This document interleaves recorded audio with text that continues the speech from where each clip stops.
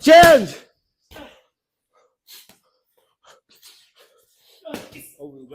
Single.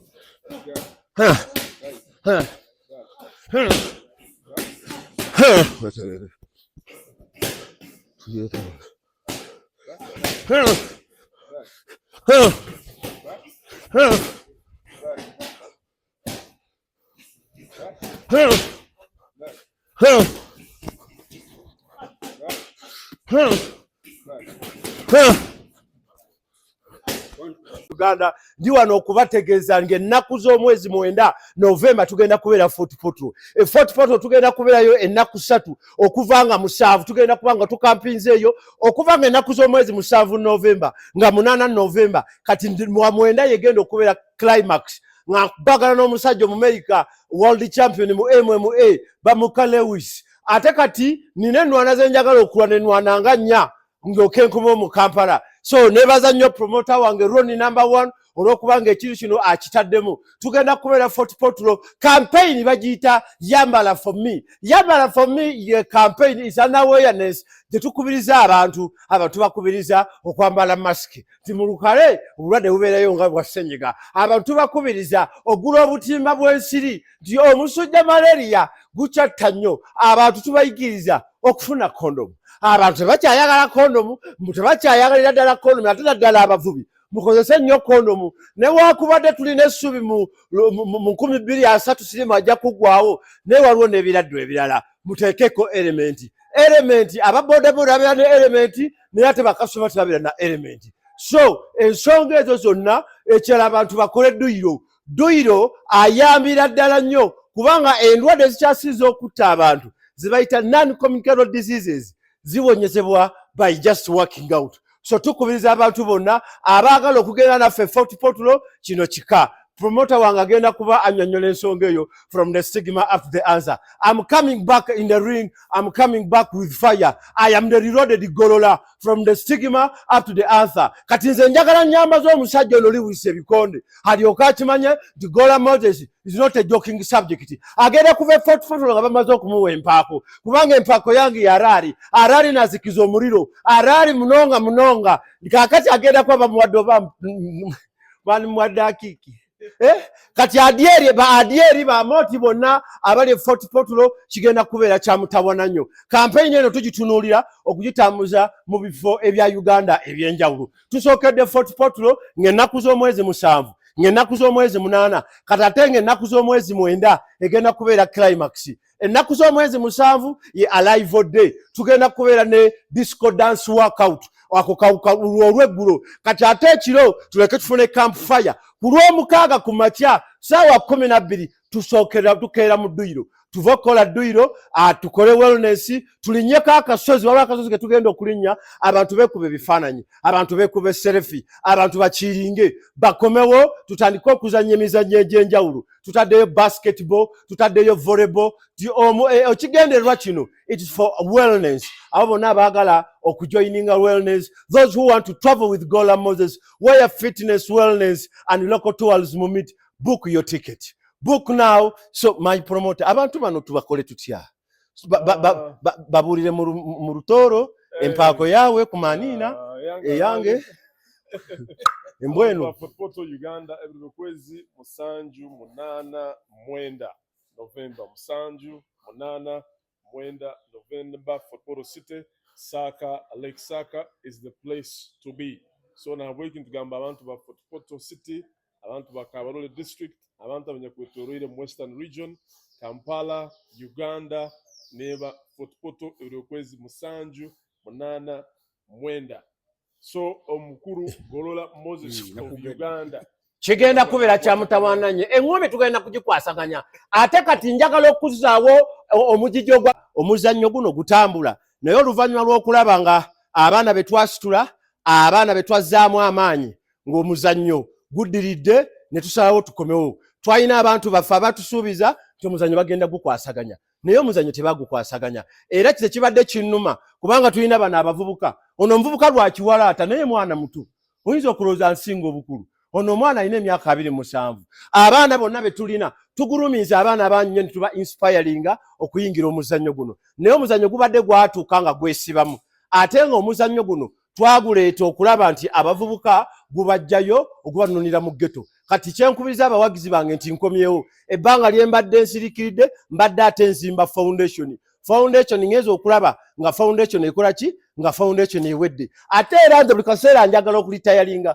waliwo ne juzi ebbanga lyali lyemabegaawo nali nnyumyako akabozi ne Mary Bata ne mugamba naye Mary Bata badde njagala kuwumula omukazi yataama n'agamba akabozi tukaveeko n'aŋŋamba Golola olitayalinga otya n'aŋŋamba Golola nze sirabangako naggwa n'awanika kakati kabaka Namulondo ogenda kugirekerani naye mugamba nti Namulondo semulondole njagala mbeere nga abaana bano bendeeta benzija nteeka mu maaso n'aŋŋamba abaana baleete nga naawe olwana lwana oba oli myaka 7 leetayo ow'ensanvu kakati kyenva mbakubiza nti abawagizi bange nyongera okugamba abakakola mwenna aba 44 mwenna be ready nga ennaku z'omwezi 7 tugenda kuba twatuuse dda ate nga ennaku z'omwezi 9 era nebaza nnyo bannamawulire okubeera nga batukolera kinene nnyo okutuzza waggulu kati njagala okukomawo ate nziremu okuyimusa omuzannyo guno ogwa kickboxing buto nga ndi wamu ne yambala for me kubanga tugenda kutambula okwetoloola eggwanga lyonna era tubadde tusaba bannange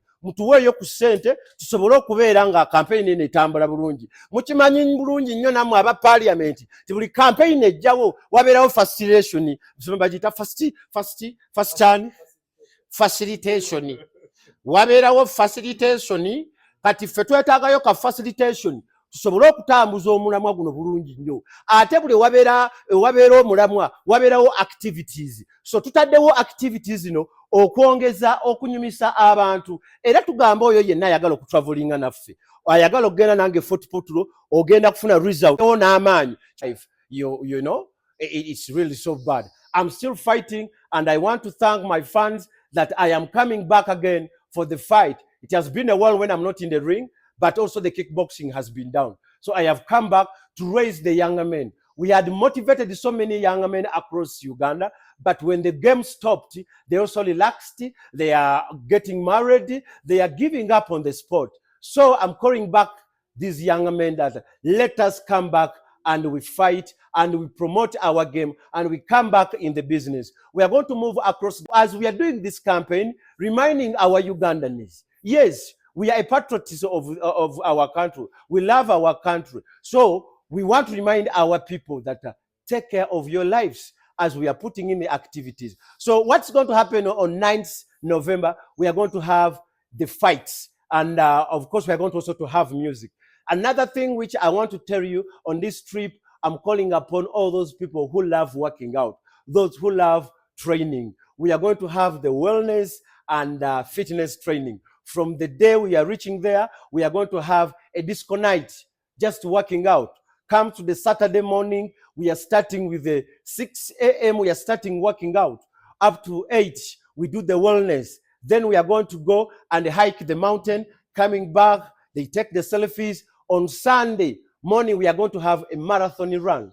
I'm ready to make everyone happy who is going to be on this trip. I still thank my promoter, Ronnie, to put whatever is doing to see that this event is so successful. We are looking forward of doing a press conference in few days, whereby we are going to unveil all our partners, all the program, and we are going to give you all the program by then. For God and my country, may God bless everyone. Fort Portal is my hometown, Kampala, Uganda, where we are now. And yes. Talk about the campaign. Well, the campaign, excuse me, has been a very successful campaign across the country, where we started with the flag off in all cities across the country.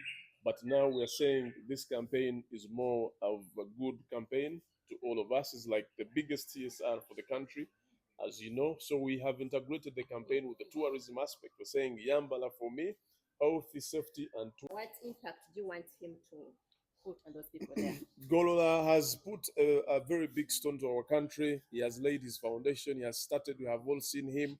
And I believe this is the time to uplift him. The reason why this festival features the biggest kickboxing night in the country, where USA versus Uganda. And guess what? He's the representative of our country.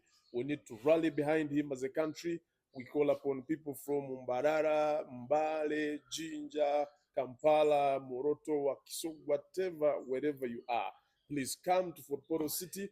Let's rally behind this man who has built a foundation in kickboxing, and then we can do a healthy big fight for the country.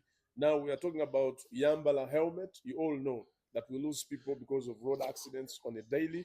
We're talking about Yambala condom. You clearly know all the way we were born, and this country has suffered big time in terms of HIV and AIDS. And also we are losing people across water bodies. According to Ministry of Works and Transport, we lose about 3,000 people annually simply because of water bodies. So we need to tell people, look, if you are moving on water bodies, Yambala life jacket. So we lose close to 32 people per day simply because of TB. And we're saying Yambala mask. That's how important these things are. And we're saying, don't you forget Ministry of Health, who is supporting this campaign big time. And the entire government. One time we need to appreciate the government for saying, yes, this is a good campaign. And another thing we have to appreciate General Yoweri Kaguta Museveni for putting on always the mask. I thought we were going there. Yeah, we are going there, but we want to appreciate you via the camera. That we thank you, Your Excellence, to always put on your mask. Me, sometimes when I put on the mask, people think that I'm hiding myself. I tell them I'm not hiding, but I'm protecting myself. So I'm also walking to the footsteps of His Excellency. That's right. That's right. Talking about the president, we appreciate you. We salute you. You started this fight big time, and of course, we're now rallying behind you as you look for your voice. 2026 is coming.